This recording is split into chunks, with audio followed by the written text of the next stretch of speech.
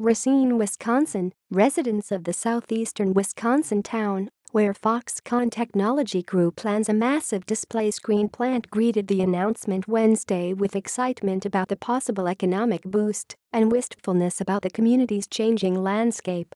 Foxconn announced the location of its plant factory after months of negotiations with the company and the village of Mount Pleasant in Racine County.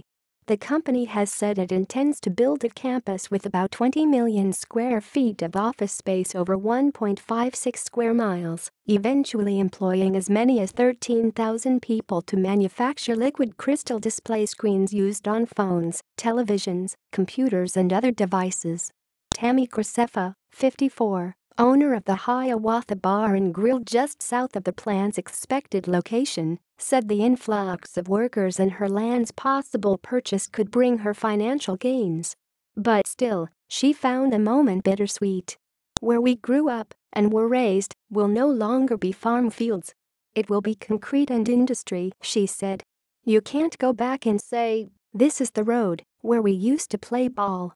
The Wisconsin legislature approved a $3 billion incentive package for Foxconn, contingent on the company fulfilling its jobs promise, and the state's Economic Development Agency is working on the final contract. The intended industrial complex would be the largest in the state. I think it's going to be really good.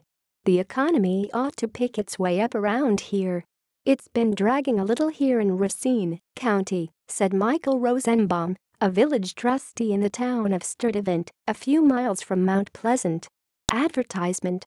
Rosenbaum said he understands there are landowners who are unhappy about being displaced, but hopes Foxconn will make sure that they get a decent deal. You can have another dream home. That's my feeling, he said. But some landowners said they felt like they didn't have much choice. It's the Foxconn train. Get on or get run over, said Katie Spencer, 27. Gonzalo Perez, meanwhile, is already brainstorming ways to get more people to his restaurant, the House of Castlewood.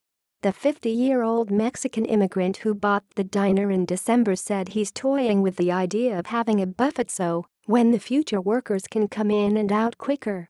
His restaurant is in Sturtevant, but it's just across the highway from the plant factory. This is like something of a miracle happening here, because nobody expected that kind of business would come to a small town like Sturtevant, he said.